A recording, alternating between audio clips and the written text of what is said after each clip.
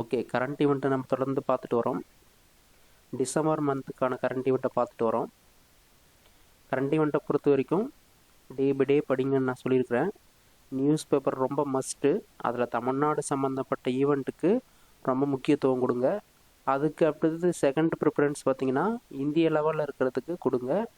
சிலபஸில் என்ன இருக்குதோ அதுக்கு சம்மந்தப்பட்டது மட்டும் படிங்க. ஓகேங்களா? ஓகே, நம்ம முக்கியமானதை பார்க்கலாம். பாருங்கள், தமிழ்நாட்டில் சிறப்பு தீவிர வாக்காளர் திருத்தம் நடந்துச்சு. சரிங்களா? சிறப்பு தீவிர வாக்காளர் திருத்தம் நடந்தது. அதில் பார்த்திங்கன்னா கிட்டத்தட்ட 97 லட்சம் பேரை வந்து நீக்கி இருக்கிறதா வெளியிட்டிருக்கிறாங்க. எஸ்ஐஆர் நடைமுறைக்கு முன்னாடி பார்த்தீங்கன்னா 6,41,00,000 பேர் இருந்தாங்க. இப்போ பார்த்தீங்கன்னா 5,43,00,000 பேர் தான் இருக்கிறதா சொல்லியிருக்கிறாங்க. இதுக்கு சில அவகாசங்களும் கொடுத்துருக்குறாங்க. அது குறைஞ்சபட்ச நாட்களில் மீண்டும் யார் யாரெல்லாம் தகுதி இல்லையோ அவங்களெலாம் திரும்பவும் அப்ளை பண்ணலாம் அப்படின்னு சொல்லி ஒரு அறிக்கையை தேர்தல் ஆணையம் வெளியிட்டிருக்காங்க. சரிங்களா? ஓகே, இது சும்மா கொஞ்சம் ஜஸ்ட் ஒன்று தெரிஞ்சு வச்சுங்க. நெக்ஸ்ட் பாருங்கள், மனித யானை மோதலை தணிக்க நீலகிரியில் பார்த்திங்கன்னா ஒரு புது விதமான என்ன பண்ணுறாங்க, ஒரு கட்டுப்பாட்டு மையத்தை ஏற்படுத்துகிறாங்க. மனிதர்களுக்கும் யானைகளுக்கும் அதிகமான மோதல் எங்கே நடக்குதுன்னு சொன்னால் நீலகிரியில். அந்த நீலகிரி வனத்துறை என்ன செய்யுதுன்னு சொன்னால், தமிழ்நாடு வனப்படை நவீனமயமாக்கல் திட்டத்தின் கீழே 6 கோடி செலவில் ஒரு கட்டுப்பாட்டு மையத்தை அமைச்சு இந்த யானைகளுக்கும் மனிதர்களுக்கும் இருக்கிற மோதல் போக்கை தவிர்க்க உதவுது. சரிங்களா? எங்கே அந்த கட்டளை மற்றும் கட்டுப்பாட்டு மையத்தை வந்து எங்கே ஏற்படுத்தியிருக்காங்கன்னு சொன்னால் நீலகிரி. சரிங்களா?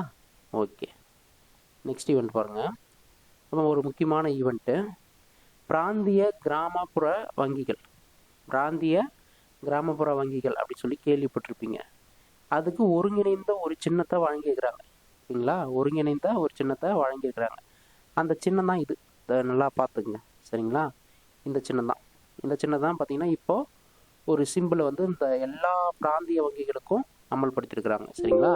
இதனோட நோக்கம் பார்த்தீங்கன்னா ஒரு மாநிலம் ஒரு பிராந்திய கிராம வங்கி, ஒரு மாநிலம் ஒரு பிராந்திய கிராமப்புற வங்கி அப்படின்னு சொல்கிறத கொண்டு வந்து அந்த திட்டத்தின் அடிப்படையில் தான் இந்த லோகோவே வந்து வெளியிட்டிருக்கிறாங்க. சரிங்களா? ஓகே, இந்த திட்டம் பார்த்திங்கன்னா நிதி அமைச்சகத்தின் கீழே வந்து செயல்படுது. கிட்டத்தட்ட பார்த்திங்கன்னா 26 பிராந்திய கிராமப்புற வங்கிகளை ஒன்றிணைச்சு மே 1,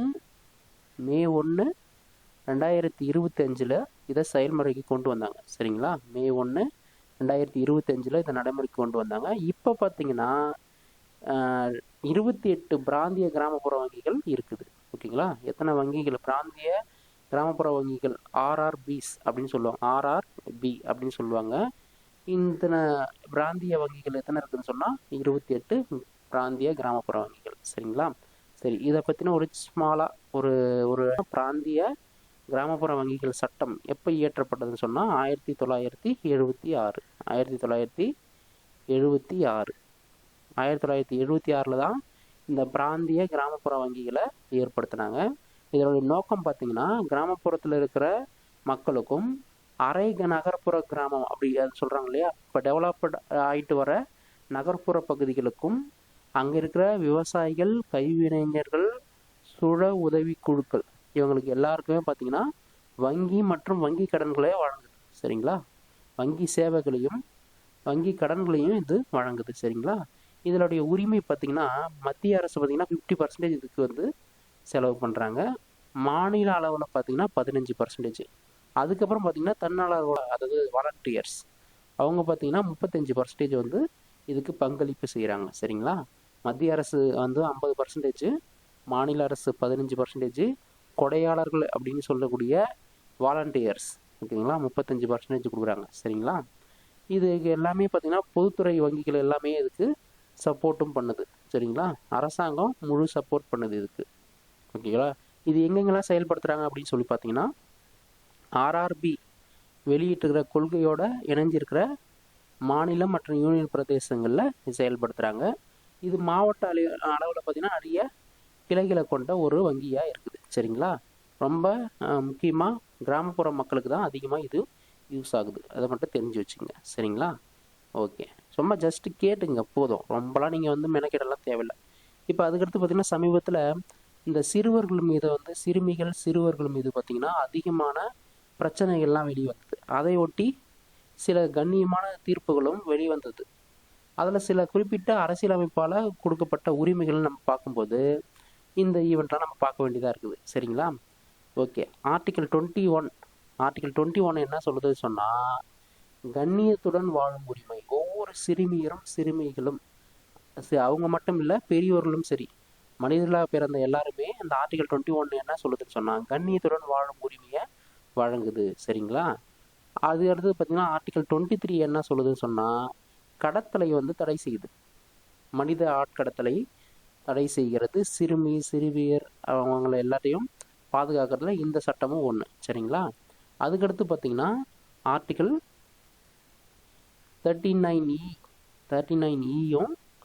39F இந்த ரெண்டு சட்டமும் துஷ்பிரயோகம், குழந்தைகளுக்கு துஷ்பிரயோகத்திலிருந்து பாதுகாப்பை அளிக்குது. சரிங்களா? இதெல்லாம் ரொம்ப குழந்தைகள் சம்பந்தப்பட்ட முக்கியமான ஆர்டிகல்ஸ். நல்லா பார்த்துங்க. ஆர்டிகல் 21 ஒவ்வொரு குழந்தையும் கண்ணியத்துடன் வாழுகின்ற உரிமை. அதே போல் ஆர்டிகல் 23 அப்படின்னு சொன்னாக்கா கடத்தலை தடை செய்கிறது. பிரிவு, அதாவது ஆர்டிகல் 39E 39Fம் பார்த்தீங்கன்னா துஷ்பிரயோகத்திலிருந்து குழந்தைகளை பாதுகாக்குது. சரிங்களா?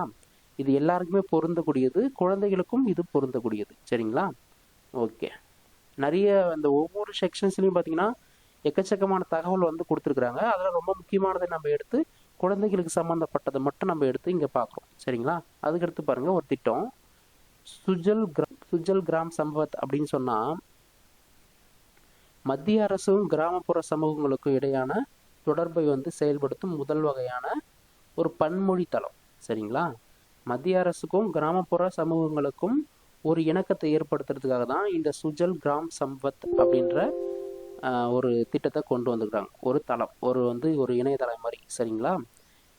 இது பார்த்திங்கன்னா அடித்தட்ட மக்களுக்கும் மத்திய அரசுக்கும் இடையே உள்ள இடைவெளியை குறைப்பதற்கு நோக்கமாக கொண்டது தான் இந்த திட்டம். சரிங்களா? அது மட்டும் இல்லாமல் இந்த திட்டத்தினுடைய முக்கியமான நோக்கத்தில் இன்னொன்று பார்த்தீங்கன்னா அவரவர்களுடைய சொந்த மொழியிலேயே உரையாடலாம். சரிங்களா? ஓகே. நெக்ஸ்ட் பாருங்க. ஜார்க்கண்ட் மாநிலத்தில் முதல் கழுகு பாதுகாப்பு மற்றும் இனப்பெருக்க மையத்தை ஏற்படுத்தியிருக்காங்க. கழுகு பாதுகாப்பு இனப்பெருக்க பாதுகாப்பு மையம் எங்கே ஏற்படுத்தியிருக்காங்கன்னு சொன்னால் ஜார்க்கண்ட் மாநிலத்தில் இதுதான் முதல் டைம். ஓகேங்களா? இது பார்த்திங்கன்னா தேசிய கழுகு பாதுகாப்பு முயற்சியில் ஒரு பங்கு. சரிங்களா? இந்த திட்டம் பார்த்திங்கன்னா 2009 மத்திய அரசால் அங்கீகரிக்கப்பட்டது. சரிங்களா? 2009 கொண்டு வந்துட்டாங்க. 2009 கொண்டு வரப்பட்டது. சரிங்களா? ஓகே. அதுக்கடுத்து பார்த்திங்கன்னா இது ஒரு 7th யூனிட்டாக வச்சு அடுத்து ஈவெண்ட்டு 7வது ஈவெண்ட்டாக பாருங்கள். 2025 சிறந்த உள்நாட்டு விமான நிறுவனமாக எது தேர்ந்தெடுக்கப்பட்டதுன்னு சொன்னால் ஏர் இந்தியா. ஓகேங்களா? இதெல்லாம் ஜியாகிரபி ரிலேட்டடாக இருக்கிற ஒரு கரண்ட் ஈவெண்ட்டு. ஓகேங்களா? தொடர்ந்து பாருங்கள். ரொம்ப முக்கியமான ஈவெண்ட்டு.